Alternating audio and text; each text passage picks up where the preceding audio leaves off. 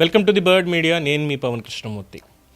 సామాజిక అంశాలు చూస్తున్నప్పుడు, అలాగే సామాజిక మాధ్యమాల్లో కొన్ని చూస్తున్నప్పుడు కొన్ని కదిలిస్తూ ఉంటాయి, కొన్ని ఆలోచింపజేస్తూ ఉంటాయి. కొన్ని చూస్తే కోపం వస్తుంది, కొన్ని చూస్తే జాలేస్తుంది.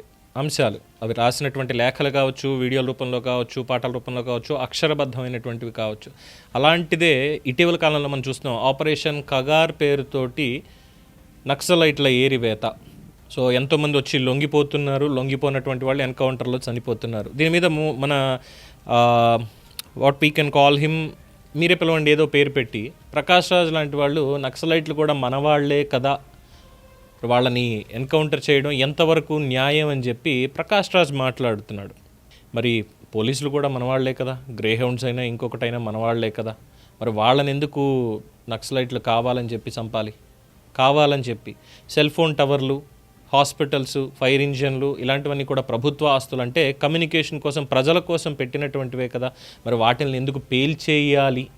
ఇవి ప్రకాష్ రాజ్ లాంటి వాళ్ళకి అవసరం లేదు. సో ఈ లేఖని గతంలో ఒక ప్రధాన పత్రిక కూడా ప్రచురించకుండా తిరస్కరించిందిట.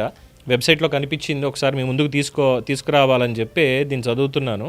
అండ్ మేబీ ఈ వీడియో రెస్ట్రిక్ట్ చేస్తారా ఏంటనేది నాకైతే తెలియదు, రేపు పొద్దున్న తెలిసినటువంటి వాళ్ళు. బట్ ఇందులో ఉన్నటువంటి ఒక చిన్నపాటి సందేశం ఏంటంటే, ప్రజలకైనా, వ్యవస్థలకైనా, నక్సలైట్లకైనా హింసకి పోతే వచ్చేదేది ఉండదు, ప్రతిహింసే మిగులుతుంది అని చెప్పడమే ఈ లేఖని మీ ముందుకు తీసుకొచ్చేటువంటి నా ఉద్దేశం తప్ప, నేనేమి సంఘ సంస్కర్తని కాదు, సమాజాన్ని ఉద్ధరించేద్దామని పుట్టుకొచ్చిన వాడిని అంతకుమించి కాదు. నేను మీలాగే ఒక సామాన్యుడిని, నా కుటుంబ పోషణ ఏదో నేను చేసుకుంటున్నటువంటి వాడిని.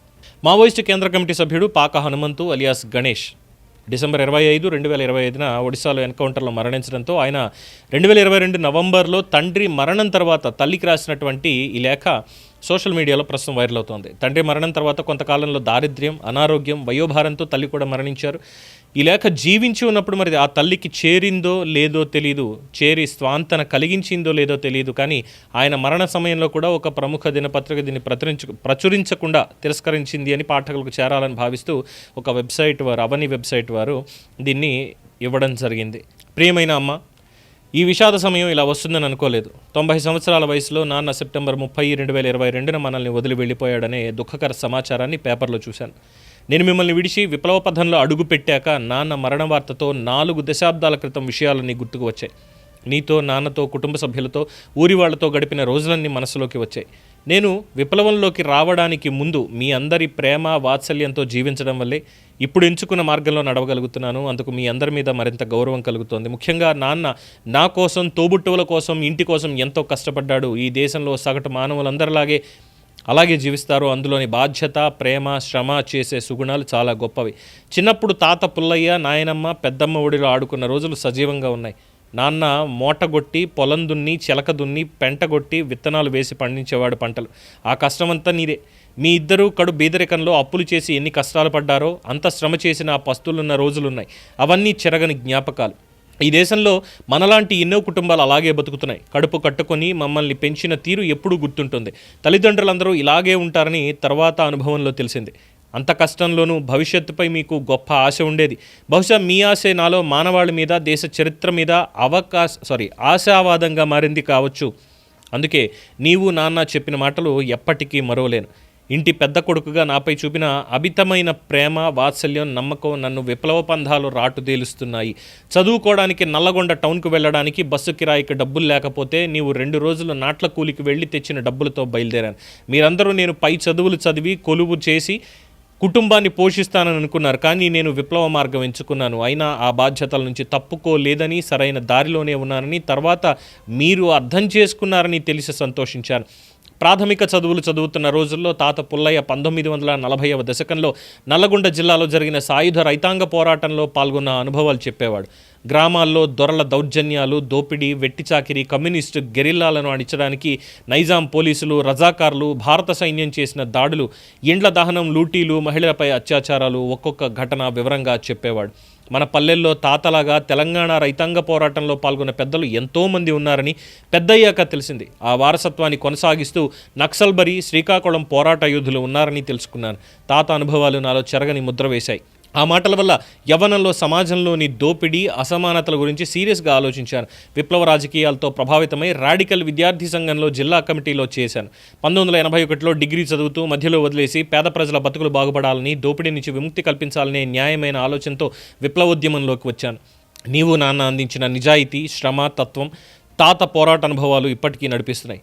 మీరు నేర్పిన మానవీయ విలువలు సామాజిక విప్లవ ఆదర్శాలుగా మారాయి. స్వార్థం లేకుండా జీవించాలి అనే విలువ నా ప్రస్థానాన్ని గట్టిపరుస్తోంది. ఈ 40 ఏళ్లలో పోలీసులు మన ఇంటిపై దాడులు చేసి మిమ్మల్ని ఇబ్బంది పెట్టారు. ముఖ్యంగా నాన్నను చండూరు స్టేషన్కి తీసుకెళ్లి హింసించారు. లొంగిపోమని ప్రకటించమని వేధించారు. కానీ ఆయన తల వంచలేదు.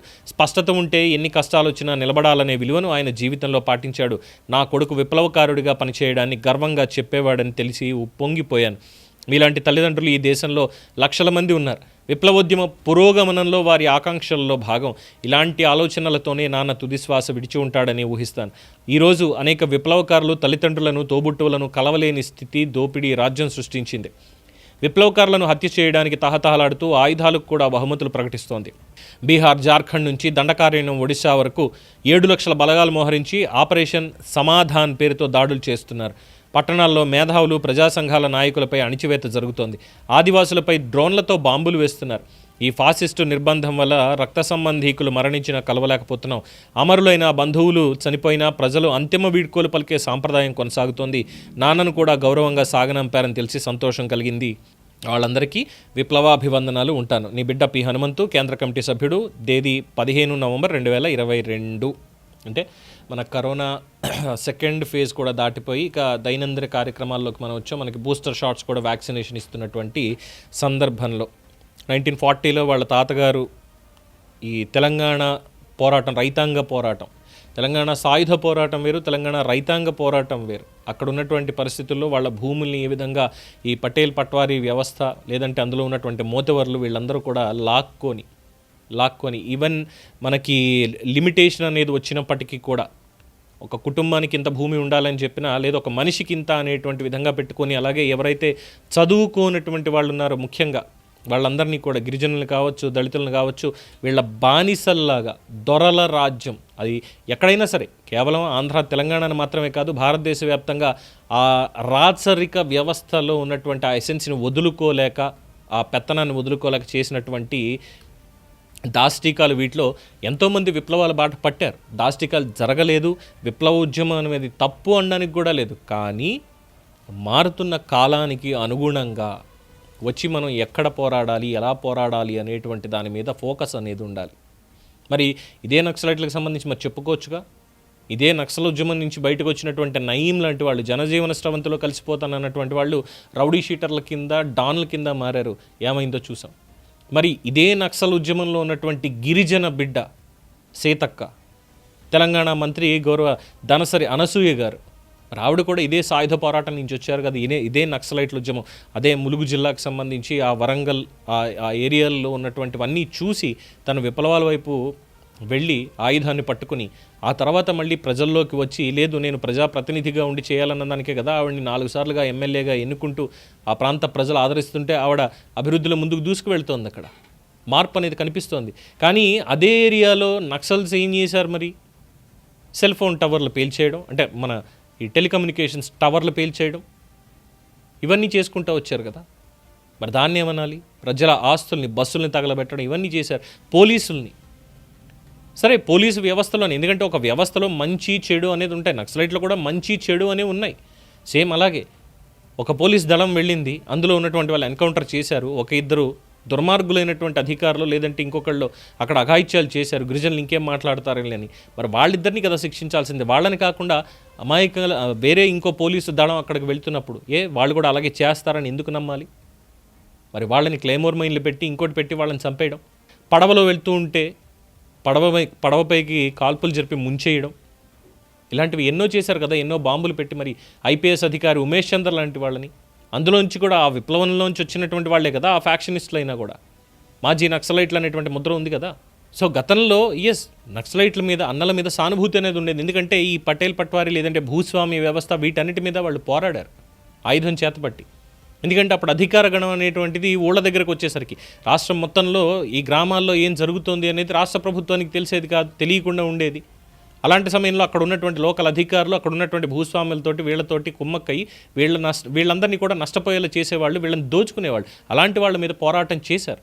అప్పుడు గౌరవం ఉండేది. బట్ రాను రాను ఆధునికత అనేది పెరుగుతూ వచ్చినప్పుడు పోరాటం కూడా తన పంథా మార్చుకోవాలి.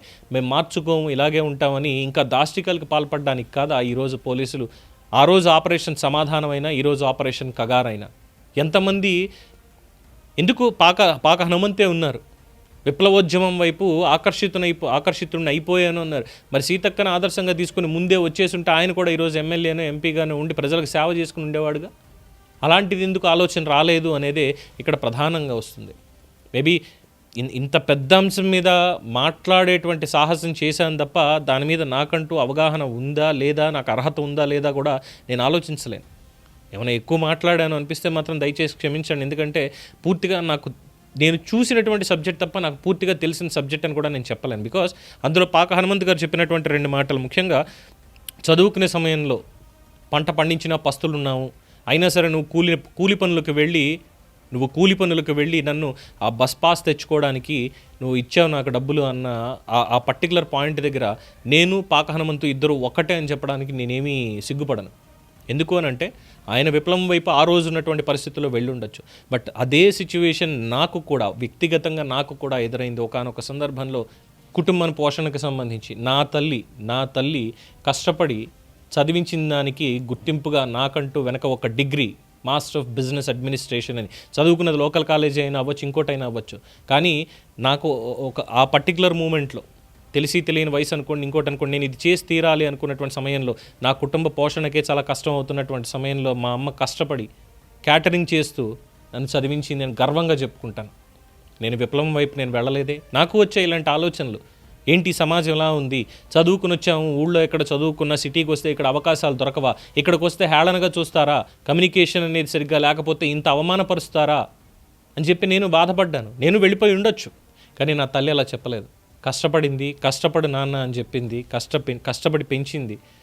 ఈరోజు నాకు ఆ MBA డిగ్రీ ఉంది అంటే మా అమ్మ సుభద్ర గారు అని చెప్పి నేను గర్వంగా చెప్పుకుంటాను. నేను పాక హనుమంత్ గారు మేబీ చదువుకున్నటువంటి వ్యక్తిగా మళ్ళీ ఏదో డిస్కంటిన్యూ చేశారు. ఇలాంటి వాళ్ళు ఎంతోమంది ఉన్నారు, మేధావులు, అడవుల పాలైపోయినటువంటి మేధావులు. వీళ్ళందరూ కూడా దేశానికి ఉపయోగపడాల్సినటువంటి సమయంలో అడవుల పాలైపోయినటువంటి మేధావులు. దానికి వ్యవస్థల్లోనే లోపం ఉంది, సమాజంలోనే లోపం ఉంది. ఆ లోపాన్ని సరిదిద్దుకునేటువంటి క్రమం ఎవరి చేతుల్లో లేకుండా పోయిందే. దాని మీద కదా పోరాటం చేయాలి. రాజ్యాంగం ఉంది కదా. ఈరోజు మాట్లాడుతున్నారు హక్కుల గురించి, న్యాయం జరుగుతున్నప్పటికీ కూడా అన్యాయం ఏదో జరిగిపోతుంది అని కష్టపడకుండా ఉన్నటువంటి వాళ్ళు చాలామంది. ఇంకేం చెప్తాం వాళ్ళ గురించి. దీని మీద మీ అభిప్రాయాన్ని కామెంట్స్ రూపంలో తెలియజేయండి. చూస్తూనే ఉండండి ది బర్డ్ మీడియా.